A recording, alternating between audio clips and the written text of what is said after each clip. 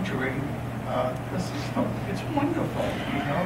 And you know, a great comedian, and Tarantino at this point is a great comedian, and he is in effect with his rapier wit, if you will, showing you how absurd all of this is. But it's just done wonderfully, and I thought at that point he turns himself into the likes of Lenny Bruce from my era, and George Carlin, right, and nowadays Bill Maher. And I was surprised by it, and I thought it was absolutely spectacular. So I just wanted to say something. Thanks so much for bringing that. It's really a great scene. It's also a parody of W.D. Griffith. Yes, with a clip. Excellent. I think Tarantino really knows about film. He knows his business. Yeah. He may not be deep, but you know, he has good instinct and he knows how to make films. And he knows probably more than anybody alive about films because he worked in a video store. That was his training. So there you are. Can I add a historical? Germany had a democratic revolution in 1848. And a lot of the people who were followers of Karl Marx exactly there came to the United States and fought as abolitionists in the Civil War. And so the German influence in the United States was actually quite progressive. And that the wrong side, as wrong as there's ever been, later won out in Germany, may, according to Daniel Goldhagen, be a sign of how all the Germans are really, really, really bad people. And that is a terrible error, among other things, because, you know, in any group of people, there are perfectly sensible and decent people, and there are other people who are troubled and do bad things. And sometimes the people who are troubled and do bad things get into power, and that's very sad. But we shouldn't judge humanity by the fact that, you know, humans are big killers. Not all humans are big killers, and some people actually try, and they're about nonviolence, and they're good at defeat big killers. And one point in relation to your point about black and white, I want to say one thing that's thrown me out is this. The biggest phenomenon in the South was that all the slaveholders or their male relatives jumped on lots of enslaved women and raped them. And the idea that there were all of these pure white types who use the N-word repeatedly to signify their badness and it's a pure white type actually completely misses this whole that, you know, we finally got around to it's all right to be mixed race, gee whiz, we got Rocky president, it's all right in America, right? And in terms of healing things up, actually notice that one sarcastic remark by a woman who talks about every slaveholder has his beautiful wife and his beautiful white daughters, and then he has all of these mulattoes who he or his relatives have bred.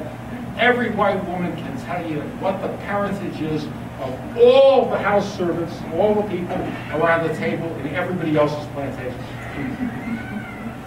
This is from a book called Legals and Leagues, who studies this matter. But, you know, they show that on American television. I mean, we know about Strom Thurmond, S.E. May Washington Williams just died, right? But we're going to acknowledge this. We're going to say, you know, Jesus, I think actually we're all brothers and sisters. Anyone else? Can I make a comment about, can I respond to the despicable people? In America, as far as when it comes to race, we have this binary where we say we can hold up people who are the bad people, and we talk about slavery. It was a bad thing, but we missed the point when we realize that it's a system that we all participate in. Right, so it's easy for me to get pissed off at Michael Richards and what's his name, Shock Jock. You know, these people who say these what we say are these terrible things, they use these bad terms. But we're all guilty of participating in something, right?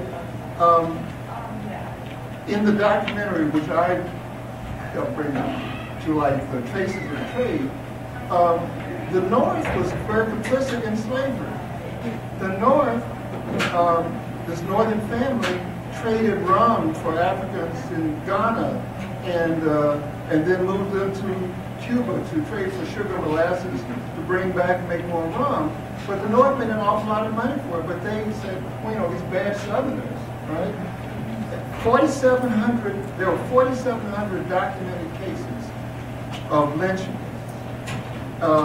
and most of those were black people, and a great deal of that was successful blacks who either talked back or had good businesses. But what happened in those lynchings, so many of them, was that they were public entertainment spectacles.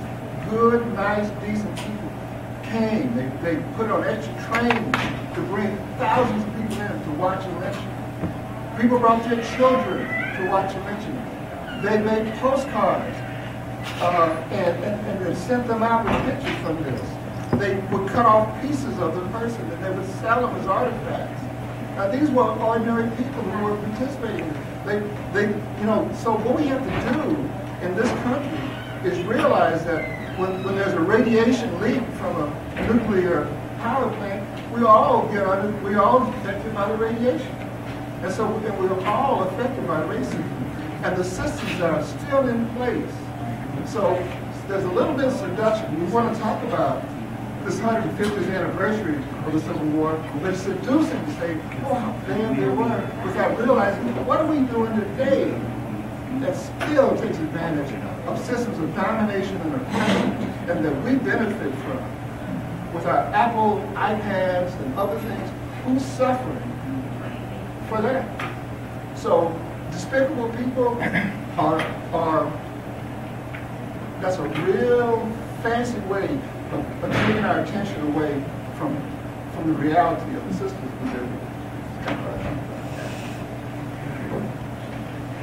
Michael, you want to finish it up? Yeah, one last sort of big one.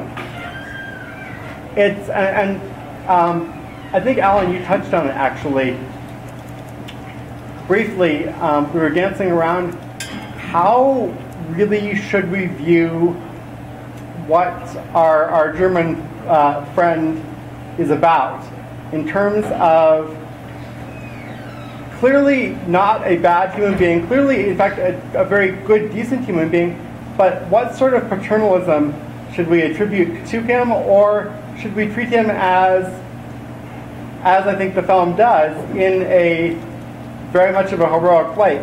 Another way to phrase it would be, what would Django have been? What would Django have been without the fellow? And at what point could Django have been Django without this guy? Clearly, there was training with a gun and such that Django might have needed, but morally speaking, what is this guy? You know, where do we deal with this guy? I think you have to look at him